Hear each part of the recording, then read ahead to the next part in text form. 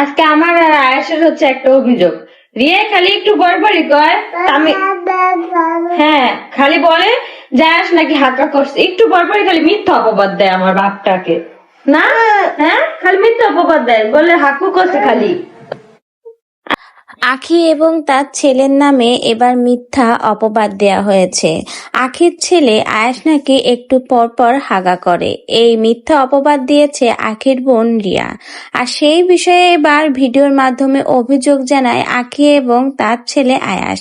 Recently social মিডিয়াতে আখি এবং তার ছেলের একটা সুন্দর মুহূর্তে ভিডিও প্রকাশিত হয়েছে। সেখানে দেখা যায় আখি এবং তার ছেলে একসাথে রিয়ার নামে অভিযোগ করছে, তারা নাকি আয়াসের নামে মিথ্যা অপবাদ দেয়। এবার সেটা নিয়েই অভিযোগ করলো আখি এবং আয়াসবাবু।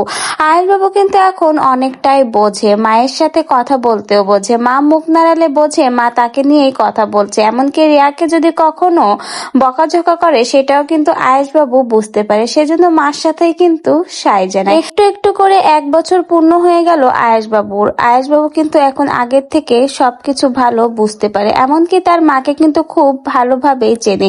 যেখানে একটা সন্তানের বড় হয়ে ওঠা থাকে তার বাবা মা দুজনের ভালোবাসায়, সেখানে আয়াসবাবু আজ কেবলই মাত্র তার মায়ের ভালোবাসায় বড় হচ্ছে, কাছে পাচ্ছে না তার বাবাকে। এজন্য হয়তো আস্তে আস্তে বাবার স্মৃতিগুলো সে ভুলতে বসেছে, কারণ ছোটবেলার স্মৃতি আয়াসবাবুর এখন মনে নেই এবং বড় হওয়ার সাথে সাথে বাবাকে সামনে না দেখতে পারায় বাবাকেও সে ভুলে যাচ্ছে, কেবলমাত্র মাকে কাছে পাচ্ছে। অন্যদিকে আখি